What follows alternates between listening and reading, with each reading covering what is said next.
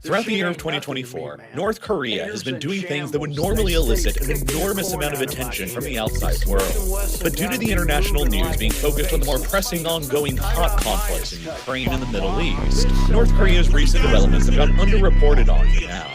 But they appear to be staging themselves for a major incident in the near to medium-term future that could see them returning back to the top of the global headlines sooner than you think. It began in the beginning of 2024 in January, when North Korea's supreme leader, Kim Jong-un, formally called for an alteration to the North Korean constitution to remove all of Pyongyang's commitments to a peaceful reunification of the Korean peninsula. And even further, he had North Korea's constitution be changed to label South Korea as the nation's, quote, primary foe and invariable principal enemy, end quote. To get the point across even further, he then ordered the Arch of Reunification, a monument constructed back in 2001 in Pyongyang that symbolized the goal of eventual peaceful Korean reunification, to be blown up and destroyed. These moves, in effect, eliminated the decades-old concept of the peaceful reunification of Korea from North Korea's official national policy, a major legal and political shift that was considered to be so alarming and unprecedented that it led to two highly respected longtime North Korea analysts, Robert L. Carlin and Siegfried S. Hecker, to write an essay where they concluded that Kim Jong-un had already made the strategic decision to go to war with the South, just as his grandfather Kim Il-sung had decided on war more than 7 decades ago in 1950 that led to the Korean War. They argued in this paper that they do not know when or how Kim will ultimately decide to pull the trigger that will launch the next Korean War, only that they believe his decision on war has already been made. Now, all of that may seem like a huge exaggeration to use in terms. After all, just about everybody who's even remotely familiar with North Korea is used to the fact that North Korea basically threatens war with South Korea or the United States on a seemingly daily basis. And these reports of imminent war with North Korea have basically been routine for decades now. It is the quintessential modern geopolitical example of the world constantly crying wolf. Perhaps for so long that most of the outside world has grown apathetic and no longer takes the risk of a real war with North Korea seriously. But there's a growing number of intelligence analysts who are cautioning that this time is truly and frighteningly different. In February, Kim reportedly told his country's Ministry of Defense that the altering of the North Korean constitution had given him the legal right to annihilate South Korea whenever he wanted. And even more recently in October, North Korea symbolically blew up their own roads and rail lines that connected the country to South Korea, severing the physical links between them that had been built during calmer times in the 2000s. And all of this comes in an atmosphere where the North has been conducting all-time high record numbers of ballistic missile tests, is sending millions of artillery shells and other munitions to feed the Russian war machine in Ukraine. Recent reports of potentially thousands of North Korean soldiers being prepared for actual physical deployments to Ukraine, and recently unprecedented military cooperation between Pyongyang and Moscow that has seen God knows what modern Russian military technology filtering its way into the Korean People's Army.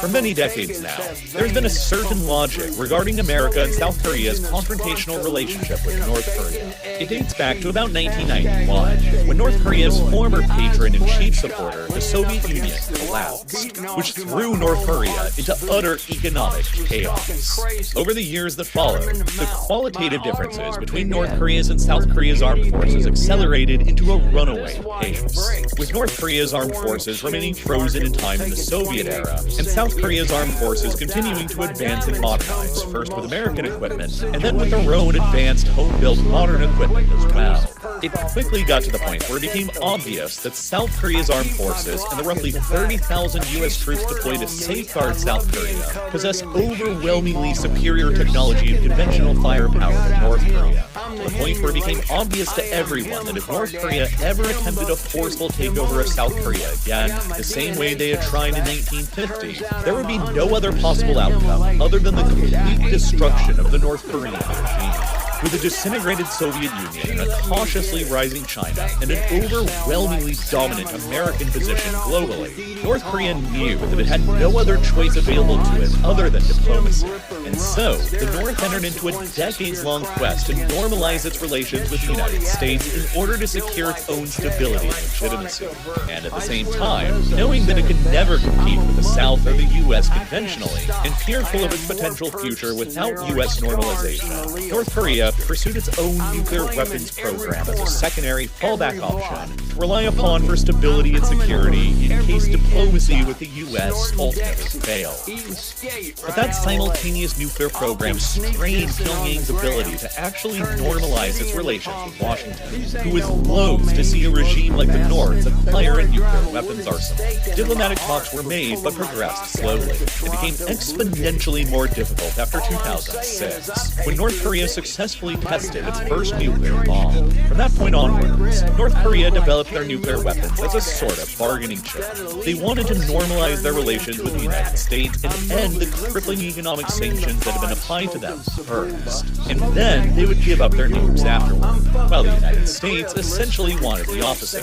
They wanted them to give up their nukes first before relations would be normalized and sanctions relaxed. But North Korea didn't necessarily trust the U.S. to honor that agreement after their nukes were surrendered, especially after prior incidents in Iraq in 2003 and Libya in 2011, where the U.S. led military interventions against the dictatorial regimes of Saddam and Gaddafi after they'd already abandoned their own nuclear weapons programs. This dilemma led to a building diplomatic stalemate as North Korea continually advanced its nuclear weapons capabilities in order to make giving them up all the more enticing to Washington, but which led to increasing fears in the U.S. and the outside world of what North Korea could do with those weapons. North Korea didn't trust the U.S. to honor its side of the bargain if they gave up their nukes first, while the U.S. increasingly didn't trust North Korea to honor their side of the bargain if they normalized relations and eased sanctions first, fearing that North Korea would ultimately just keep their nukes or continue expanding their capabilities with increased trade opportunities.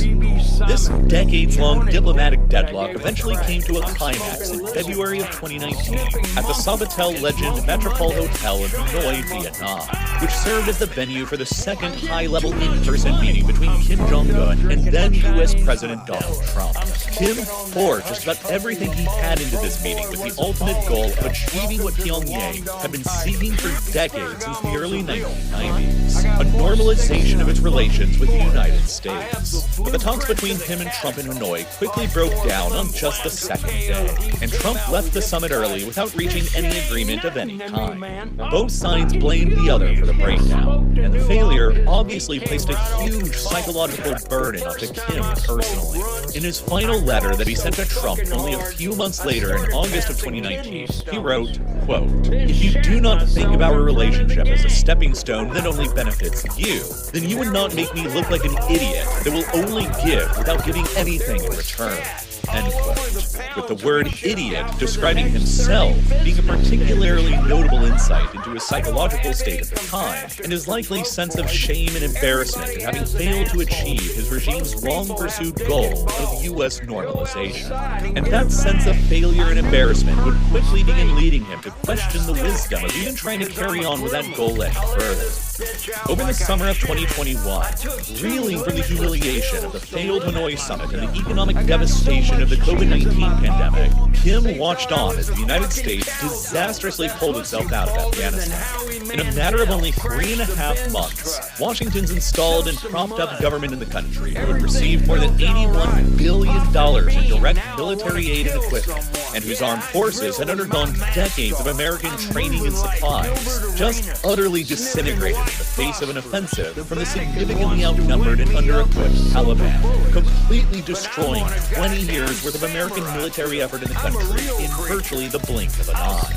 The scale of this fiasco almost certainly led to an idea in the minds of anti-American leaders around the world that after the past 30 years of global American dominance since the end of the Cold War, Washington's forces were finally going into global decline and retreat, and that other U.S.-backed governments, regimes, and states could be equally as much of a paper tiger as the Islamic Republic of Afghanistan had ultimately turned out to be. It only took a few months after the Afghanistan calamity for Vladimir Putin to decide on launching his full-scale invasion of Ukraine, a war whose ultimate status continues to remain unclear nearly 3 years later, but which has presented another major challenge to the U.S.-led global order. Russia was also immediately thrashed with a torrent of U.S. and Western economic sanctions and trade restrictions over the invasion, which effectively made Russia just as much of an anti-Western pariah state as North Korea had already been for decades. And with that came a once-in-a-generation opportunity for Pyongyang. As the war in Ukraine began dragging on far longer than Russia initially anticipated, Russia began running low on its reserves of ammunition and manpower as the inferno on the front lines relentlessly consumed both kinds of resources. Unwilling to back down in Ukraine and cut off from its access to trade with most of the rest of the outside world to acquire the resources it needed to continue fighting, it became increasingly clear that Moscow's only remaining options for wartime trade had been restricted to the handful of other countries who had already been totally cut off from the Western financial world: Iran and especially North Korea. Having spent decades preparing for a conventional war with South Korea and the United States that so far hasn't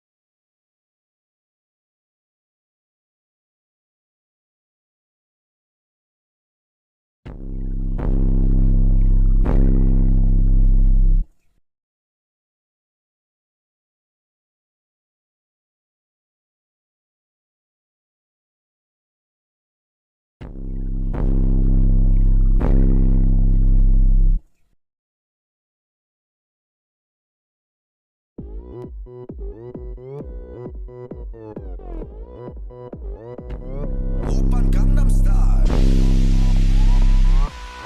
강남 스타일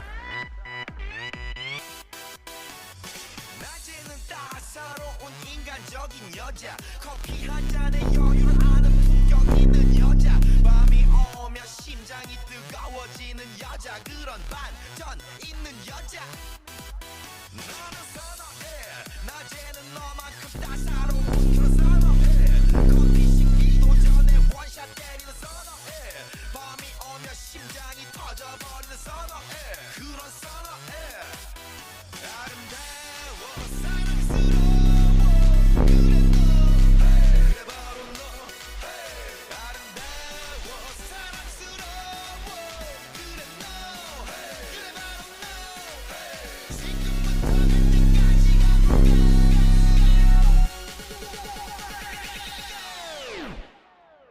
오빤 강남 스타일 강남 스타일 오빤 강남 스타일 강남 스타일 오빤 강남 스타일 섹시 레이디 오빤 강남 스타일 섹시 레이디 성숙해 보이지만 놀 땐 노는 여자 이때다 싶으면 묶었던 머리 푸는 여자 가렸지만 웬만한 노출보다 야한 여자 그런 감각적인 여자 나는 선호해 점잖아 보이지만 놀 땐 노는 선호해 내가 되면 완전 미쳐버리는 선호해 근육보다 사상이 울퉁불퉁한 선호해 그런 선호해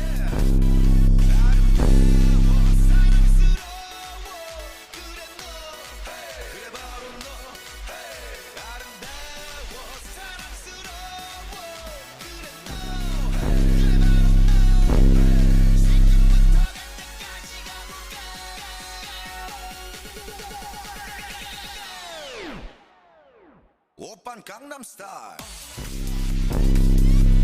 강남 스타일 오빤 강남 스타일 강남 스타일 오빤 강남 스타일